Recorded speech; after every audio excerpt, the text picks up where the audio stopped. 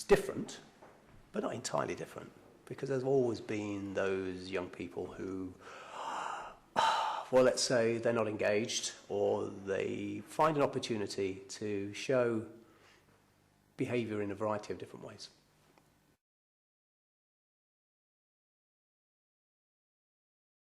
Perceptions of people's behaviour, well, one generation will always look back on the next one coming and say, we didn't behave like that, we didn't behave like that. Yes, they did. There were always people who behaved like that or similar to that. So as time goes on, we've always had that situation where the older generation looks at the younger one and says, look at them, there's something wrong here, it's all the rest of it, society's fault. But there's been no change. It's just slightly different each time.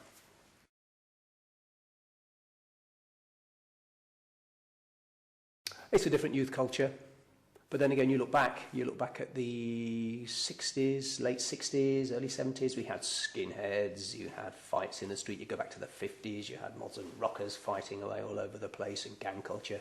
You go back to the 40s, you go back to Victorian times, and if you walk down from one end of the street in a large city to another, you'd be lucky if you came out at the other end alive. And it might be that with your pocketbook or whatever.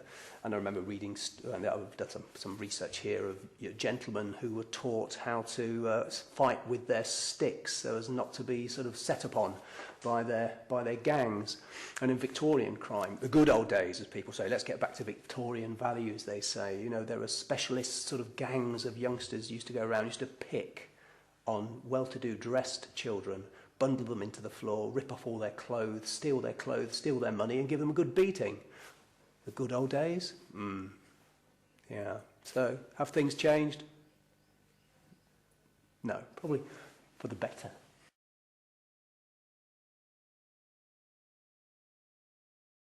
Absolutely, yeah. But it's the way they're perceived.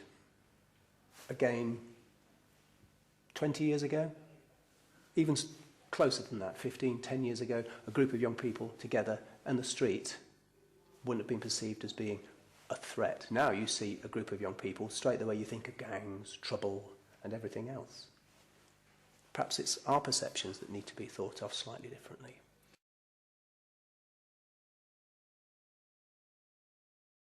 Certainly in schools, it's actually making people think about what lies behind the behaviour. Rather than just dealing with the behaviour itself, it's thinking, what is causing this and what can we do to make things better, more effective? It's understanding why behaviour occurs and then dealing with that rather than just doing the knee-jerk reaction to the behaviour itself. So we have, certainly in terms of schools that are going on, we have teachers now thinking, why? Is it a learned behaviour? So if that's the case, we have to go through procedures and settings to unlearn that behaviour and teach the new behaviour. So is it something that's external to the child? Or is it something that's within child? Something to do with the child's self-esteem or the young person's self-esteem. And we have young people now, particularly young adolescents, who are very fragile in terms of this self-esteem. And they need to be accepted, they need to be wanted, they need to be included, they need that feeling that they are, and I use the word, respected. And so where do they turn? And there's all these pressures on them as well. We put the pressure on them themselves.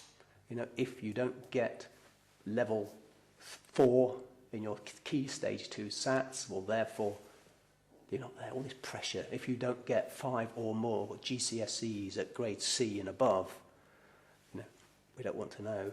If you don't get grades A or B at A level or A2, you know, all these things put on there and the pressure that's put on. So it's no wonder we get a lot of young people who are disengaged from learning. But then we have those pressures that young people have put under themselves in society too, put on by their own peer group. This idea you've got to look good, you've got to have the right clothes, you've got to speak the right way, you've got to like the right bands. And if you don't fit into these stereotypes, which the young people create for themselves, the pressure's there, you can get pulled down. So we've got these pressures put on all the time.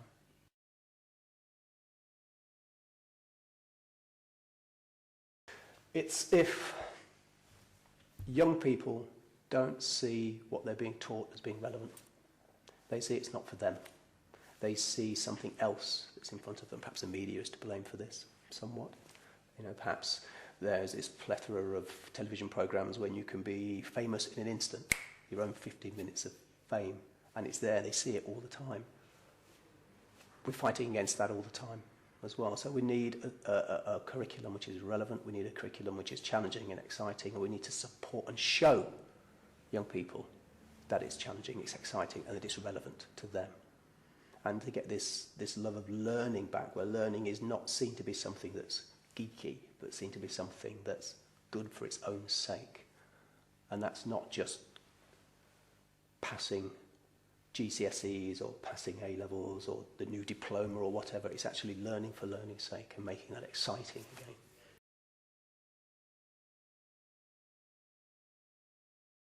We've got the new secondary curriculum that's coming in where creativity is at the core. We've got primary curriculum coming through where the changes are happening there. We've finally got rid of the yoke of Key Stage 3 SATs. Key Stage 2 is always under review, so hopefully there'll be changes for there in the future. So there's all this new, it is new, even though people say, oh, we've done it all before, we did it in the 70s, we've done all this. No, it is new, it's being rethought, and we've got the emphasis on the learning coming back and the enjoyment back into the curriculum, where before it was prescribed and sterile. We've got classrooms now which are learning-led rather than just curriculum delivery-led. And if we get more and more teachers thinking that let's concentrate on the quality of the learning that happens in our classrooms, not just on it's Thursday, it's 2:15, I've reached page 4 of my midterm plans, you know, as I should be on target. And the old saying that, well, I get paid whatever I do, you can behave how you want, I just get paid to teach you, it doesn't bother me. Get rid of that idea and have classrooms which are well managed but learning led. That's the way to do it forward, and that's what's happening. It's coming through, it's happening again.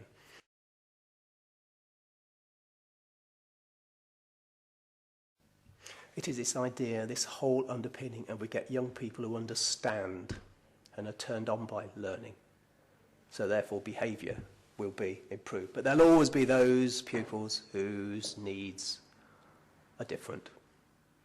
So we need a curriculum that's relevant, we need a curriculum that's stimulating, so that will go a long way. We need classrooms which are well managed, and we need teachers who are interested in the young people who they're teaching, who are driven by learning themselves.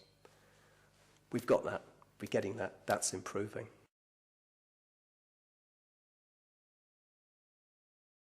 Probably the main thing about the Behaviour for Learning site is that huge resource which is available to all teachers, professionals, parents, but there's a huge resource. But it's that sharing of ideas through the site, through local meetings, through the national conference that occurs each year, particularly last year's national conference, which is absolutely superb, because at Warwick University we had young people came from a wide range of schools to talk about what makes a good teacher, what makes a good lesson. And there's also really interesting pieces on there. And one example I'll take is from a 1947 film, Mr. Grimes, an American school teacher. And it's in two halves, this film. And the first half, his class is there, and let's face it, through his own fault in a way, the delivery of the lesson is an absolute shambles.